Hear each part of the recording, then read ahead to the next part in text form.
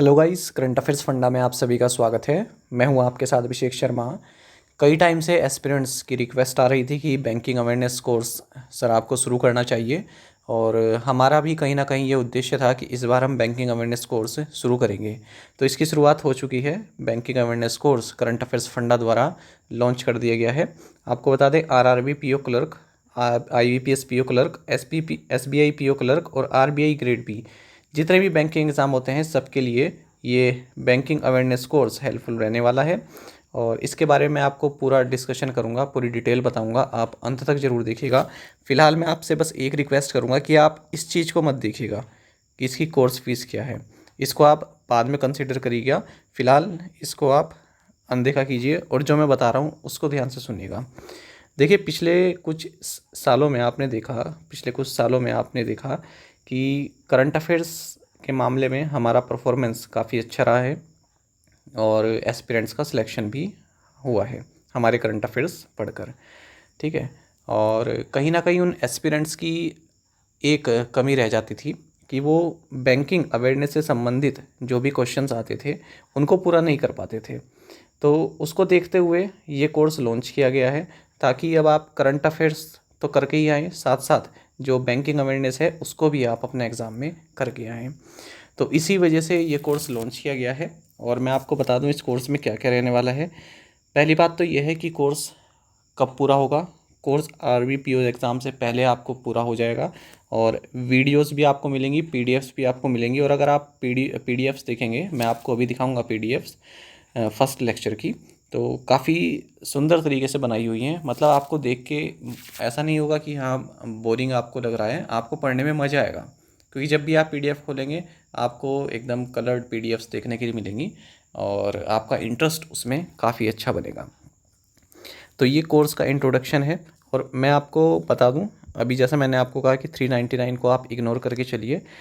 आगे बढ़ने से पहले मैं आपको बता दूं कि ये जो कोर्स स्टार्ट है ये अगस्त 9 2024 को हो रहा है। ठीक है। और उससे पहले आप इसमें एनरोल कर सकते हैं हमारी करंट अफेयर्स फंडा ऐप से, या फिर लिंक आपको मिल जाएगा, क्योंकि इसकी जो डेमो वीडियो है मैं यूट्यूब पर डालेंगे हम अपने चैनल पर। लेक्चर 1 होगा वो आरबीआई से रिलेटेड, तो उसको हम अपलोड करेंगे। उस डेमो वीडियो को आप देखिएगा, उसके बाद आप डिसाइड कीजिएगा कि किस तरह का आपको ये कोर्स लगा है। दूसरी बात ये है कि मैं आपको बता देता हूँ कि इंडेक्स किस तरह से रहने वाला है। ये अभी इंडेक्स रफ है, ये मैंने तैयार किया है कि क्या क्या हम इसमें कवर करने वाले हैं। इसमें से कुछ लेस तो नहीं होगा, हाँ, पर इसमें ऐड और भी टॉपिक्स होंगे।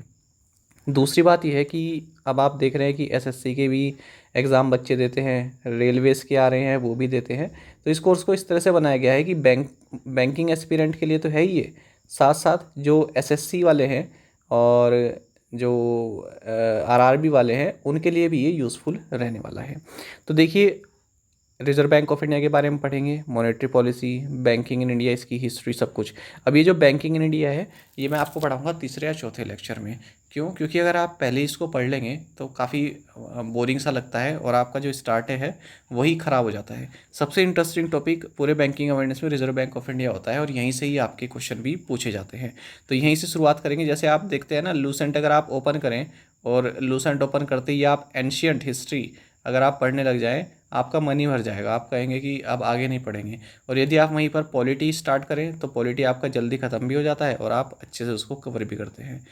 इंडियन करेंसी के बारे में जानेंगे, मनी सप्लाई के बारे में जाते हैं। यहाँ से जो क्वेश्चन है एसएससी, रेलवे, बैंकिंग, सब एग्जाम में पूछा जाता है। बैंक्स के बारे में भी जानेंगे, यहाँ पर काफ़ी कन्फ्यूजन होता है किस तरह के बैंक्स होते हैं। जितनी भी रेगुलेटरी बॉडीज़ हैं उनके बारे में पढ़ेंगे। फाइनेंशियल इंस्टीट्यूशंस के बारे में पढ़ने वाले हैं। पेमेंट सिस्टम के बारे में वाले हैं। NBFC, debit credit card, ATM और point of sale machine, MDR, MICR, swift code, core banking, KYC, सबके बारे में पढ़ेंगे। बेसल नॉर्म्स और bad loans, credit rating agencies के बारे में पिछले सालों में क्वेश्चन पूछे गए। क्रेडिट इन्फॉर्मेशन कंपनीज के बारे में क्वेश्चन पूछे गए। ऑल इंडिया फाइनेंशियल इंस्टीट्यूशंस के बारे में पढ़ेंगे। नॉन परफॉर्मिंग एसेट्स के बारे में पढ़ेंगे। इंडियन कैपिटल मार्केट को देखेंगे। इंडियन फिजिकल सिस्टम को देखेंगे। इंडियन इकोनॉमी के बारे में पूरा रिव्यू लेंगे। अनएम्प्लॉयमेंट के टाइप पढ़ेंगे। इन्फ्लेशन पढ़ेंगे। Industry, tax system, important banking and financial terminology पढ़ेंगे। इकोनॉमिक सर्वे देखेंगे, इस बार का बजट देखेंगे और इम्पोर्टेंट स्कीम देखेंगे। अब आप ये देखिए, यहाँ से अगर मैं लेकर चलूँ, ये टोटली आपका एसएससी और रेलवे में ज़्यादा पूछा जाता है, या फिर आप कह सकते हैं कि स्टेट पीसीएस में पूछा जाता है।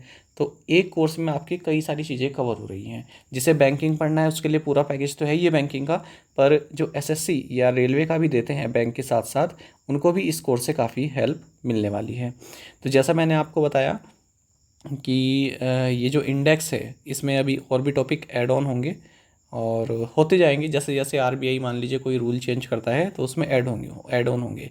दूसरी बात, इसमें मैंने क्या किया है ना कोर्स में, अब जैसे मान लीजिए आरबीआई का कोई टॉपिक आया या फिर एसबीआई का कोई टॉपिक आया, तो उसमें मैंने अब आरबीआई के गवर्नर कौन है या फिर जो एसबीआई है इसके चेयरमैन कौन है, ये मैंने इस कोर्स में नहीं बताया है। इसके लिए हम क्या करेंगे, इसके साथ एक अलग से पीडीएफ देंगे, उस पीडीएफ का नाम होगा लिस्टिंग। इसमें क्या होगा, जितने भी बैंकिंग से संबंधित पोजीशंस हैं, जो हेड हैं, उन सब के बारे में एक टेबल के फॉर्मेट में आपको प्रोवाइड करा देंगे एग्जाम से पहले। तो उसका नाम होगा लिस्टिंग, क्योंकि ये चेंज होते रहते हैं ना। अब आप आरबीआई के गवर्नर चेंज हो जाएंगे, उसके बाद क्या होगा, अब ये हमारे कोर्स में ये आउटडेट हो जाएगा। ये जो डेटा है, अगर मैं यहाँ पर रिजर्व बैंक ऑफ इंडिया के चीफ का नाम लिख दूंगा या गवर्नर का नाम लिख दूंगा, तो इसी के लिए हमने सोचा है कि लिस्टिंग नाम से एक पीडीएफ हम जारी करेंगे। उसमें आरबीआई पर कौन क्या है, और जितने भी पब्लिक सेक्टर बैंक्स हैं और प्राइवेट सेक्टर बैंक्स हैं, उन सभी में जो एमडीसी है उनकी टैगलाइन ये सब, और जो भी फाइनेंशियल इंस्टीट्यूशंस हैं या फिर जो भी जैसे नेशनल हाउसिंग बैंक है, इसके चीफ हाल ही में नए बने हैं तो वो कौन है, ये सब लिखा रहेगा उस लिस्टिंग वाली पीडीएफ में। तो कभी कभी आपके पास ऐसा होता है कि टाइम की कमी होती है और आपको स्टैटिक पढ़ना होता है कौन क्या है, तो बस वो आप पीडीएफ पढ़िएगा लिस्टिंग की और आपका काम हो जाएगा। अब मेरी बात ध्यान से सुनिएगा, मैंने आपको कहा था कि इस चीज़ को इग्नोर करें अभी जब तक मैं आपको बताता नहीं हूँ। अब इस चीज़ को कंसिडर कीजिएगा कोर्स की फ़ीस को लेकर, क्योंकि कई बार एस्पिरेंट्स जैसे ही देखते हैं कोर्स फीस, उनके मन में एक डाउट आता है कि कोर्स फीस ज़्यादा है। अब मेरी बात आप ध्यान से सुनिएगा जो मैं आपको बताने वाला हूँ। देखिए कई बार हमारे साथ क्या होता है, अब मान लीजिए आप लोगों ने प्री क्लियर कर लिया है और आप पहुंच चुके हैं मेंस में, ठीक है। एक स्टेप आप दूर हैं अपनी जॉब से, ठीक है। ये आपका माइंड है, आपके माइंड में दो चीज़ें चली। पहली चीज़ ये चली कि जो मैं कोर्स या फिर जो मैं मटेरियल पढ़ रहा हूँ वो काफ़ी अच्छा है, वो काफ़ी अच्छा है। दूसरी बात, जब उसके कोर्स को लेने की बात आई, कोर्स को बाय करने की बात आई, तब आपने सोचा कि ये तो काफ़ी जो है महंगा कोर्स है, ठीक है, काफ़ी एक्सपेंसिव है या फिर काफ़ी डियर कोर्स है, ये आपने सोचा। अब मेरी बात आप ध्यान से सुनिएगा, आप केवल एक स्टेप दूर हैं अपनी जॉब पाने से, ठीक है, केवल स्टेप दूर हैं अपनी जॉब पाने से। अब अगर आप इस टाइम पर ये सोचेंगे कि कोर्स की फ़ीस ज़्यादा है या फिर कम है, तो आप किसका घाटा कर रहे हैं, अपना ही तो घाटा कर रहे हैं। अगर आपको कोई चीज़, कोई कंटेंट पसंद आ रहा है, तो मेरा ही मानना है जस्ट बाय इट। पर ऐसा भी ना हो कि आपकी रेंज से बाहर हो, ऐसा भी ना हो कि ये आपका जो है 5 से 10,000 रुपीज़ तक लेकर चले जाए, ठीक है। अब यहाँ पर आप ये देखिए ₹399। देखिए कोर्स बनाने में काफ़ी मेहनत लगी है, क्योंकि करंट अफेयर्स भी डेली के साथ साथ बनाने हैं और इस कोर्स को भी साथ साथ बनाना है। बन चुका है, 10 लेक्चर्स अपलोड हो चुके हैं या बन चुके हैं, और टोटल 25 के आसपास लेक्चर इसमें रहने वाले हैं। तो आप मेरी एक बात मानिएगा, अब मान लीजिए आपने देखी कोर्स फीस 399 है, ठीक है, आपने कहा मैं तो कर लूँगा, कहीं और से कर लूँगा, कैसे भी कर लूँगा। पर आप ये भी तो देखिए, जो लोग कोचिंग ले रहे हैं बड़े बड़े शहरों में, दिल्ली, बेंगलुरु, ठीक है, वो लोग 5 से 10 हज़ार रुपये की कोचिंग फ़ीस दे रहे हैं, तब उनको मटेरियल पर मिल रहा है, ठीक है। अब आपके लिए क्या है, आपको करंट अफेयर्स हम प्रोवाइड करा रहे हैं यूट्यूब पर, फ्री ऑफ कॉस्ट वीडियोज़ हैं, जिन्हें पीडीएफ लेनी है उसका भी एक जो है छोटी सी अमाउंट आपको देनी होती है। अब ये बैंकिंग अवेयरनेस आपका छूट जाता है केवल, ठीक है, क्योंकि आप क्वांट भी कर रहे हैं, आप रीजनिंग भी कर रहे हैं, ठीक है, और आप करंट अफेयर्स भी कर रहे हैं, पर आप क्या नहीं कर पा रहे हैं, आप बैंकिंग अवेयरनेस नहीं कर पा रहे हैं। अब बैंकिंग अवेयरनेस के लिए ये कोर्स हमने लॉन्च किया है, तो हमें आपके साथ की ज़रूरत है। ये आपका करियर बना देगा, ये गारंटी मैं आपको देता हूँ। क्योंकि यहाँ से अगर आप बैंकिंग अवेयरनेस पढ़ेंगे, देखिए बहुत दिल के करीब है ये मेरे कोर्स, क्योंकि कई टाइम से मैं सोच रहा था, और कई सारी बुक्स को देखकर बनाया है, विकीपीडिया को देखकर बनाया है, चैट जीपीटी से हेल्प ली है, और एक टॉपिक को कई सोर्सेज से करके बिल्कुल उसको समराइज तरीके से कर दिया है। मैं अभी आपको PDF दिखाऊंगा आगे। तो ये बात आपको समझ में आई। जब आपको कोई कंटेंट अच्छा लग रहा है तब आप उसके सामने ये मत देखिए कि उसका प्राइस क्या है। आप प्राइस ये भी नहीं है कि 5 से 10 हज़ार तक चले जाए, ठीक है, क्योंकि आप एक स्टेप दूर है अपनी जॉब से। अब मान लीजिए आपने ये कोर्स लिया बैंकिंग अवेयरनेस, करंट अफेयर्स आप पढ़ी रहे हमसे, ये बैंकिंग अवेयरनेस कोर्स लिया और आपका एग्ज़ाम हुआ, आपके लिए काफ़ी हेल्पफुल रहा जो आपने पढ़ा था, आप वहाँ से क्वेश्चन कर पाए, आपका क्या हुआ, डन, आपकी जॉब लग गई, पूरी ज़िंदगी की झंझट ख़त्म। अब वहीं आपने एक बारी को ये सोचा कि यार 399 की फ़ीस है, मैं कर लूँगा अपने आप इधर उधर से PDF लेकर, पर आपके मन में ये भी है कि कंटेंट इनका अच्छा होगा, इतना आपको पता है कि कंटेंट इनका अच्छा होगा। आप गए एग्ज़ाम देने, ठीक है, आपने प्री क्लियर किया है काफ़ी मेहनत से, अब आप मेंस देने जा रहे हैं, पर आपने यहाँ पर आपके माइंड में आ गया कि 399 में मैं नहीं खरीदूँगा, ठीक है।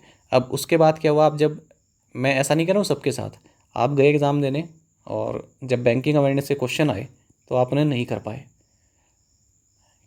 1 साल आपका बेकार गया, फिर से प्री क्वालिफाई करोगे अगली बार, फिर आपके माइंड में आएगा कि नहीं यार अब ले लेता हूँ बैंकिंग अवेयरनेस। अगर आप पिछले साल ही ले लिए होते तो आप अब तक ऑफिसर बन चुके होते। आ रही है बात समझ में? तो क्रक्स क्या है मेरी इस बात का, यदि कोई कंटेंट आपको पसंद आ रहा है, जस्ट बाय इट। फिर आप ये मत देखिए कि उसका प्राइस कितना है, जैसा मैंने कहा काफ़ी हाई प्राइस भी नहीं होना चाहिए। अब आप ये देखिए कि दिल्ली में आप देख रहे होंगे UPSC कोचिंग चलती है, 1-1.5 लाख रुपए से कम उनकी फ़ीस नहीं होती है, ठीक है, तब जाकर वो ऑफिसर बनते हैं, पर पैसा पहले लगाते हैं ना, उसके बाद ज़िंदगी सेट है। आप केवल 399 या फिर 299 में इसको इतना बड़ा अमाउंट बना देते हैं कि फिर समझ नहीं आता, क्योंकि इसमें मेहनत काफ़ी लगी है, सोर्सेज चाहिए होते हैं, कई सारी बुक्स बाय की गई हैं, उसके बाद ये बनाया गया है, और भी रिसोर्सेज बाय किए गए हैं, उसके बाद ये जो है कोर्स बनाया गया है। तो इस बात को आप ध्यान रखिएगा। और दूसरी बात ये है, मैंने आपसे कहा था कि मैं आपको एक डेमो दिखा देता हूँ PDF का। तो देखिए इस तरह से हमारी PDF है, ये लेक्चर फर्स्ट है, ठीक है, RBI से संबंधित। RBI पढ़ेंगे, उसके बाद मॉनेटरी पॉलिसी कमेटी पढ़ेंगे, उसके बाद पढ़ेंगे बैंकिंग हिस्ट्री, ताकि आपका इंटरेस्ट बना रहे उसमें, ठीक है। तो चलिए देखिए PDF। सो ये लेक्चर 1 है और इस लेक्चर का नाम है reserve bank of India introduction, composition and function. चलिए देखिए आप, कितना खूबसूरत मटेरियल आपके लिए बनाया गया है, उसी हिसाब से इसका प्राइस भी रखा गया है। रिजर्व बैंक ऑफ इंडिया, पूरा कब इसकी इस्टेब्लिशमेंट हुई थी और शेयर कैपिटल इसकी कितनी है, आगे आप देखेंगे। रिजर्व बैंक ऑफ इंडिया की जो रिकमेंडेशन है, किसके रिकमेंडेशन पर की गई थी, इनिशियल इस्टेब्लिश किया गया था कोलकाता में, उसके बाद परमानेंटली मुंबई में मूव किया गया 1937 में। और नेशनलाइजेशन कब हुआ इसका, आगे आप देखिए। टॉपिक मैं आपको दिखा रहा हूँ कि क्या क्या पढ़ा हुआ है। फिर म्यांमार के लिए भी reserve bank of India central bank के तौर पर कार्य करता था, पाकिस्तान के साथ भी करता था। अच्छा, और RBI के जो चीफ़ हैं उनके बारे में इंफॉर्मेशन दी गई है। और सबसे पहले RBI चीफ़ कौन थे, फिर इंडियन RBI चीफ़ कौन थे, या फिर गवर्नर की मैं बात कर रहा हूँ। और लॉन्गेस्ट सर्विंग गवर्नर कौन रहे हैं, सर बेनेगल राम राव। और शॉर्टेस्ट टेन्योर किसका रहा है, अमिताभ घोष का, केवल 20 डेज टर्म इनका रहा है। बैंक के जो 15th गवर्नर थे डॉक्टर मनमोहन सिंह, ये बाद में इंडिया के 13th प्राइम मिनिस्टर भी बने। यहाँ पर आप देख सकते हैं सेंट्रल बोर्ड के बारे में पूरी जानकारी दी गई है। बोर्ड का क्या कंपोजिशन रहता है, official director, non official director, local boards, ठीक है, ये सब दिए गए हैं। लोगो क्या है, कब लोगो चेंज हुआ था, पहले क्या लोगो था, आगे देखिए। Board of financial supervision, RBI की क्या फंक्शन है पूछा जाता है, हर बारीकी चीज़ की बात की हुई है। देखिए lender of the last resort RBI को कहते हैं, ये सबको पता है, पर किस सेक्शन में इसका डिस्क्रिप्शन हुआ है ये सबको नहीं पता है, और यहीं पर ही बैंकिंग एग्जाम में क्वेश्चन पूछे जाते हैं। यहाँ पर देखिए section 17 of the RBI enables RBI to do banking business, कितना सुंदर पॉइंट है। इस तरह के पॉइंट्स आपको हर लेक्चर में मिलेंगे, याद रखिएगा। RBI की जो ट्रेनिंग इस्टेब्लिशमेंट हैं उनके बारे में जानकारी दी गई है। ऐसे इंस्टीट्यूट जिन्हें आरबीआई फंड करता है उनके बारे में जानकारी दी गई है। आरबीआई की क्या सब्सिडरी है उनके बारे में जानकारी दी गई है और इनको डिटेल में भी पढ़ा गया है। आगे देखिए, फिर डिटेल में पढ़ा गया जो आरबीआई की सब्सिडरी है, जैसे डीआईसीजीसी और बीआरबीएनएम पीएल, इसके बारे में पढ़ा गया। उसके बाद फिर ये आरईबीआईडी हो गया, आईएफटीएस हो गया, आरबीआईएच हो गया, ये सब आरबीआई की सब्सिडरी है, इनके बारे में पढ़ा गया है। आरबीआई म्यूज़ियम कहाँ है ये बताया गया है। अच्छा, आगे देखिए, फिर रिजर्व बैंक ऑफ इंडिया की इनकम के क्या साधन है, एक्सपेंडिचर कहाँ पर होता है आरबीआई का, कौन कौन से एक्ट्स हैं जो आरबीआई द्वारा एडमिनिस्टर किए जाते हैं, और इम्पोर्टेंट सेक्शन दिए गए हैं, एग्ज़ाम में पूछे जाते हैं आरबीआई से संबंधित। आरबीआई का प्रेम्बल क्या कहता है, और ये आपको नहीं मालूम होगा कि सेंट्रल अकाउंट सेक्शन कहाँ पर है आरबीआई का, नागपुर में है। आरबीआई क्या क्या पब्लिश करता है, ये trend and progress of banking in India report के बारे में पूछा जाता है। आगे देखिए, minimum reserve system of RBI के बारे में जानकारी दी गई है। अच्छा, आरबीआई की जो ऑटोनॉमी है उसको किस तरह से कंट्रोल किया जाता है, ये सभी सेक्शन है यहाँ पर। आरबीआई का जो सरप्लस है वो गवर्नमेंट को ट्रांसफ़र करती है, किस सेक्शन के तहत करती है, सब बारीकी वाली चीज़ें यहाँ पर बताई गई हैं। अब आप ये देखिए, वेज एंड मीन एडवांसेस के बारे में बताया गया है, किस सेक्शन के तहत वेज एंड मीन एडवांसेस का प्रोसेस चलता है। अब ये देखिए कितना महत्वपूर्ण है, दो इंडेक्स बहुत महत्वपूर्ण है इनके लिए आरबीआई का, एक तो डिजिटल पेमेंट इंडेक्स, ठीक है, और क्या क्या पैरामीटर्स रहते हैं, बेस ईयर क्या है, और दूसरा है फाइनेंशियल इंक्लूजन इंडेक्स, ठीक है। इसके 3 मेन पैरामीटर रहते हैं, 97 इंडिकेटर्स हैं और कोई बेस ईयर नहीं होता है, पूरी इन्फॉर्मेशन है। इसी तरह से सब लेक्चर आपको मिलेंगे। आगे देखिए, ये है all India house price index, ठीक है, ये भी आरबीआई द्वारा ही रिलीज़ किया जाता है। तो ये पूरा मैंने आपको दिखा दिया है कि फर्स्ट लेक्चर किस तरह से होने वाला है। ये पूरी पीडीएफ है उसकी, ये पीडीएफ आपको इस कोर्स में मिलेगी। तो इसी तरह से इतनी आप देख रहे हैं कि काफ़ी ब्यूटीफुल या एलिगेंट आप कह सकते हैं पीडीएफ से बनाई गई हैं, पढ़ने में भी आपका इंटरेस्ट इसमें बना रहेगा, ठीक है।